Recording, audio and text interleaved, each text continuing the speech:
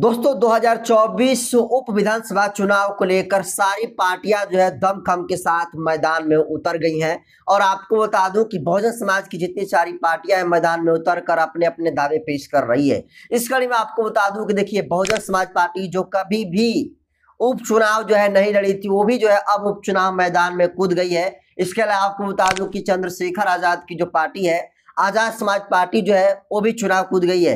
आपको बता दूं कि उत्तर प्रदेश में कुल 9 ऐसी विधानसभा की सीटें हैं जहां पर उपचुनाव हो रहे हैं।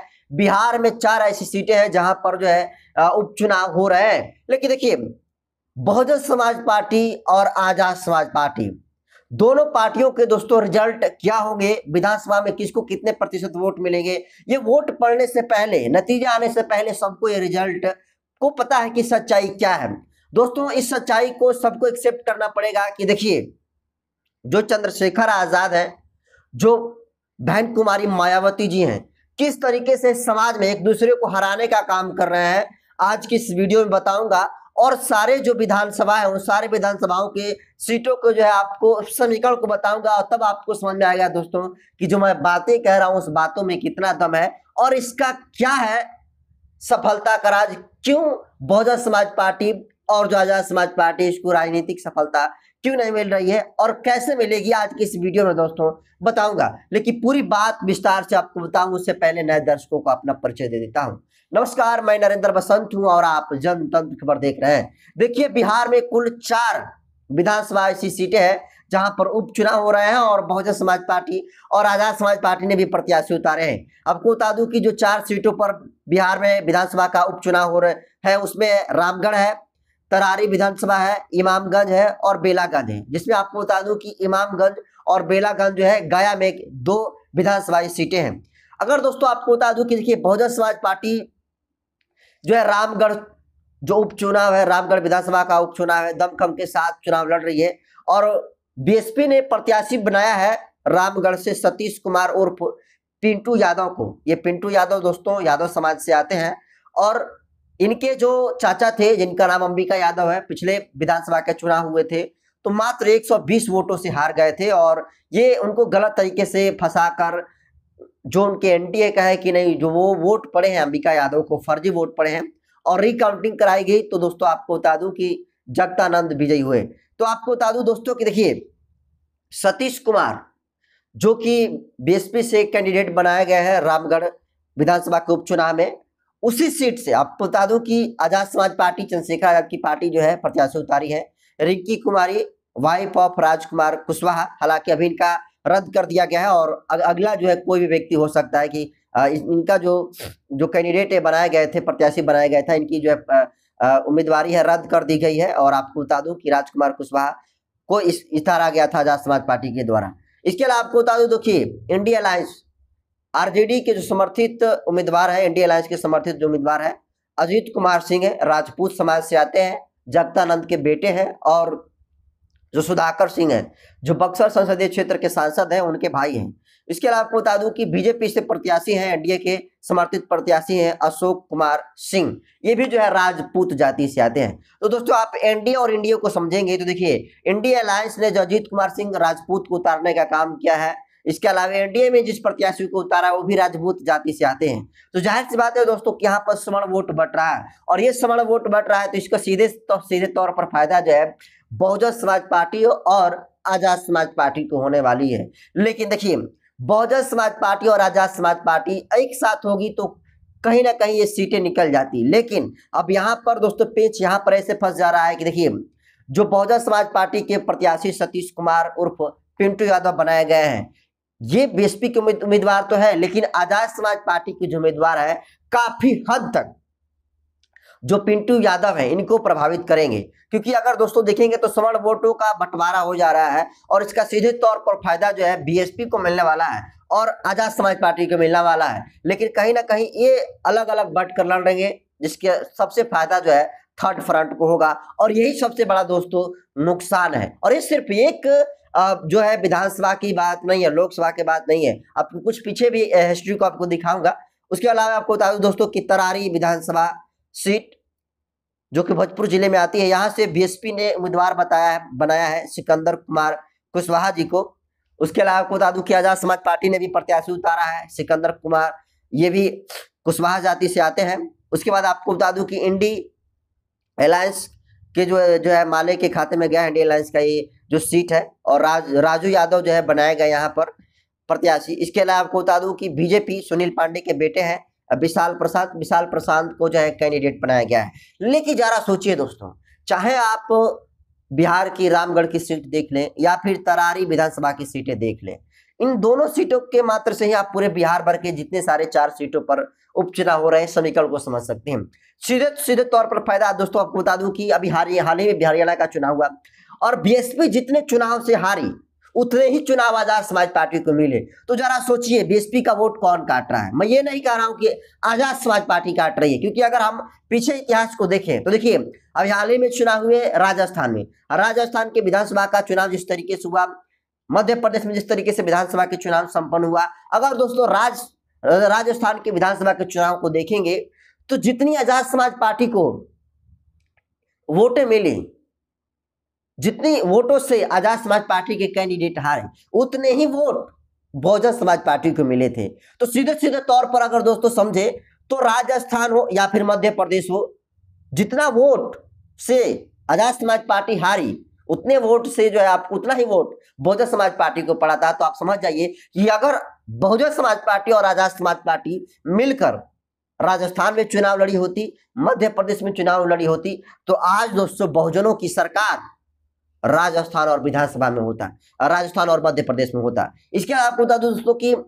जो राजस्थान और विधानसभा के चुनाव संपन्न हो गए, ये सारे समीकरणों को देखने के बाद, रिजल्ट देखने के बाद इन तमाम पार्टियों के नेताओं को, जो शीर्ष नेता है उनको होश नहीं आया।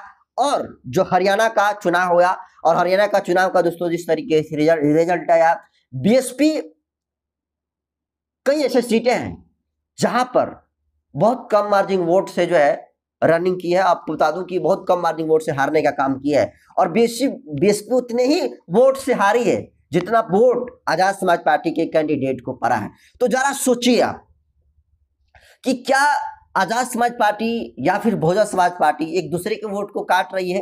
तो इसका जवाब होगा हाँ। इसलिए क्योंकि आजाद समाज पार्टी दोस्तों अच्छी खासी सीटें राजस्थान में निकाल रही थी, लेकिन उसे हराने का काम कहीं ना कहीं बहुजन समाज पार्टी ने किया। वही सीधे इसके अपोजिट हरियाणा में बीएसपी के कैंडिडेट को जितने वोटों से हार हुई उतने ही वोट आजाद समाज पार्टी को मिले। तो सीधे तौर पर यहां पर आजाद समाज पार्टी बहुजन समाज पार्टी को इफेक्ट कर रही है, तो कहीं बहुजन समाज पार्टी जो है आजाद समाज पार्टी को इफेक्ट कर रहा है। और ये चाहे आप लोकसभा का चुनाव ले लें या फिर विधानसभा के चुनाव ले लें, तो मैं ये कहना चाहता हूं कि जिस तरीके से बाई इलेक्शंस में उत्तर प्रदेश के जो 9 सीटों पर बाई इलेक्शंस हो रहे हैं, जो उपचुनाव हो रहे हैं, वहां पर भी पूरा समीकरण है। दावे तो बहुत कुछ कर लेते हैं, सब दावे कर रहे हैं। आजाद समाज पार्टी भी कर रही है कि हम जीत रहे हैं, बहुजन समाज पार्टी भी जो है कह रही है कि हम जीत रहे हैं, तमाम पार्टियां जो है कह रही है कि हम जीत रहे हैं। लेकिन दोस्तों सच सबको पता है, क्योंकि अगर आंख बंद कर लेंगे दोस्तों ना तो सूरज लुप्त नहीं हो सकता है। इसलिए हमें एक्सेप्ट करना चाहिए कि कमी कहाँ है। अगर बहुजन समाज पार्टी और आजाद समाज पार्टी एक साथ एक मंच पर आए तो निश्चित तौर पर दोस्तों चाहे लोकसभा का चुनाव हो या फिर विधानसभा का किसी भी स्टेट का चुनाव क्यों ना हो, अच्छी खासी जो है सीटें लाने का काम बहुजन समाज पार्टी और आजाद समाज पार्टी के अलायंस जो है करने का काम करेगा। लेकिन आज कहीं ना कहीं एक दूसरे से ये लोग अलग अलग का चुनाव लड़ रहे हैं और ये बहुजन जो वोट है वो कहीं ना कहीं बट रहा है। क्योंकि अगर आज दोस्तों आप देखेंगे तो जो बुजुर्ग वोट है वोट भाजपा के साथ है, जो कैडेट वोट है बहुजन समाज पार्टी के साथ है। वहीं अगर युवाओं का वोट देखें तो आजाद समाज पार्टी को मिलता है, और आजाद समाज पार्टी भी जो है अपनी उपस्थिति दर्ज करा चुकी है चुनाव में। क्योंकि जिस तरीके से राजस्थान और मध्य प्रदेश के बहुत कम मार्जिन वोट से आजाद समाज पार्टी के प्रत्याशी हारे, ये लेसन था कि अगर जितने वोट बहुजन समाज पार्टी को वो पड़े राजस्थान के चुनाव में और मध्य प्रदेश के चुनाव में, उतने ही वोटों से आजाद समाज पार्टी हारी। सीधे उसके हरियाणा में भी उसी तरीके से हुआ दोस्तों, बहुजन समाज पार्टी उतने ही वोटों से हारी जितने वोट आजाद समाज पार्टी के प्रत्याशी को पड़े थे।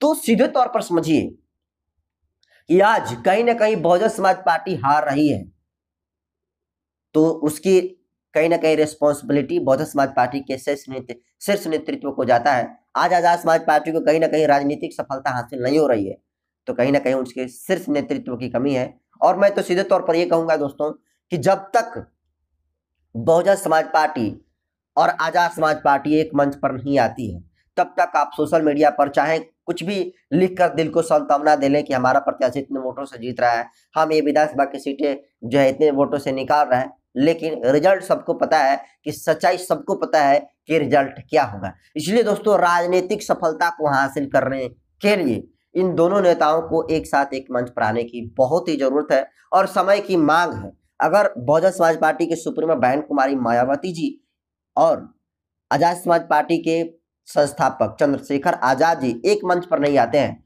तो मैं सीधे तौर पर कहूंगा कि बहुजन समाज पार्टी को चेत लेनी चाहिए और इन दोनों नेता आए ना आए एक मिलकर एक दूसरे के साथ चुनाव लड़ने का काम करें। लेकिन कहीं ना कहीं जो है पार्टी की मजबूरी भी सबके पास होती है कि हम जिस पार्टी में होते हैं उस पार्टी को जो है सपोर्ट करने की कोशिश करते हैं, उन्हें जिताने की कोशिश करते हैं और दमखम के साथ चुनावी मैदान में कूदते हैं। बहुजन समाज पार्टी भी चुनाव में दमखम के साथ उतरकर प्रचार प्रसार कर रही है और दमखम के साथ एनर्जी भी लगा रही है। आजाद समाज पार्टी के भी तमाम जो कैंडिडेट है, तमाम जो समर्थक है, वो जो है दमखम और एनर्जी लगाकर जो है फील्ड में उतरकर वर्क कर रहे हैं। लेकिन उस वर्क का, उस एनर्जी लगाने का क्या फायदा कि जब जिस सफलता के लिए हम लोग कोशिश कर रहे हैं, संघर्ष कर रहे हैं, वो मात्र सिर्फ संघर्ष में रह रहा है और सफलता जो राजनीतिक सफलता है वो हासिल नहीं हो पा रही है, तो कहीं ना कहीं दोस्तों जो है ये शीर्ष नेतृत्व की कमी है और इसे हमें और आपको एक्सेप्ट करना चाहिए।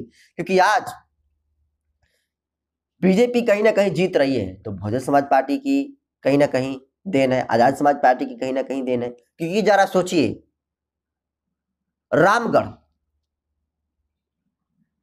विधानसभा में उपचुनाव जो हो रहे हैं, सतीश कुमार बहुजन समाज पार्टी के उम्मीदवार बनाए गए पिंटू यादव, अगर दोस्तों यहां पर आजाद समाज पार्टी चुनाव न लड़े तो फिर ये सीटें निकल जाएंगी, क्योंकि यहां पर सीधे तौर पर स्वर्ण वोट का बंटवारा हो रहा है।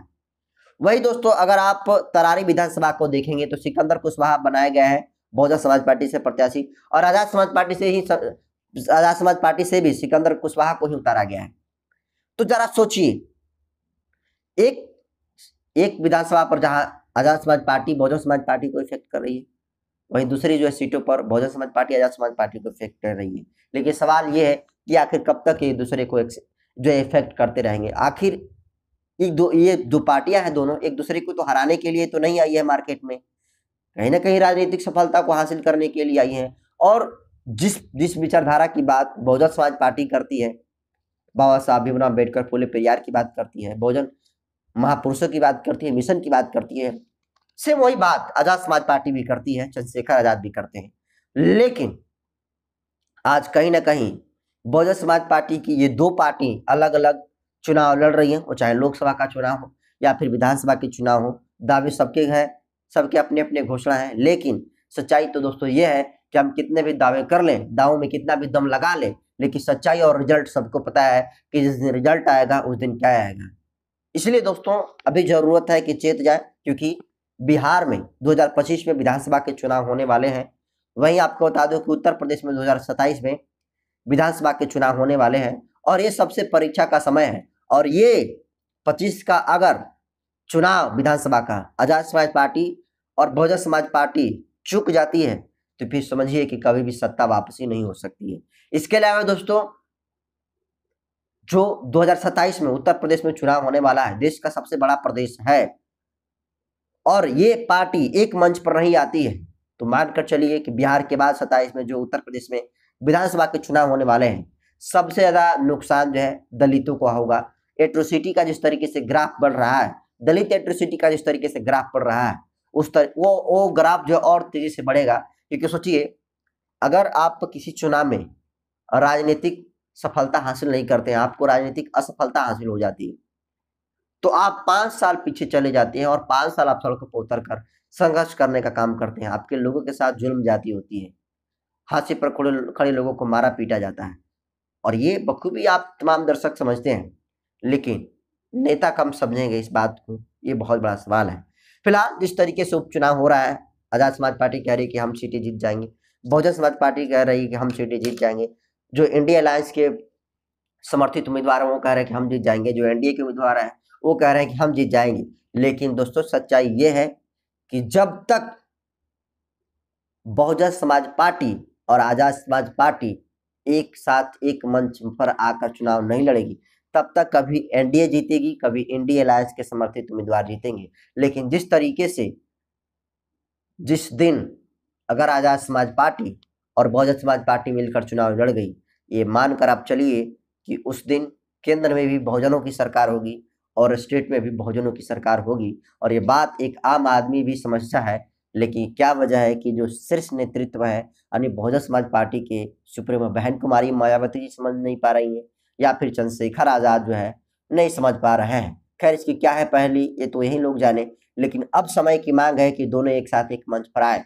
नहीं तो फिर राजनीतिक सफलता की बात तो दूर, आर्थिक पिछड़ेपन की बात करें, शैक्षणिक पिछड़ेपन की बात करें, जब तक ले सत्ता में भागीदारी और हिस्सेदारी बहुजन समाज पार्टी और आजाद समाज पार्टी की नहीं होती है, तब तक जो है एट्रोसिटी का ग्राफ इस तरीके से बढ़ता जाएगा। तो फिलहाल जिस तरीके से उपचुनाव हो रहा है, तमाम पार्टियां दमखम के साथ चुनाव लड़ रही हैं, आपको क्या लगता है दोस्तों? आप मानते हैं कि वाकई में बहुजन समाज पार्टी सीटें जीत जाएगी? क्या आप मानते हैं कि बिना अलायंस के आजाद समाज पार्टी भी चुनाव जीत जाएगी? अगर हाँ तो कैसे, अगर नहीं तो फिर क्यों नहीं?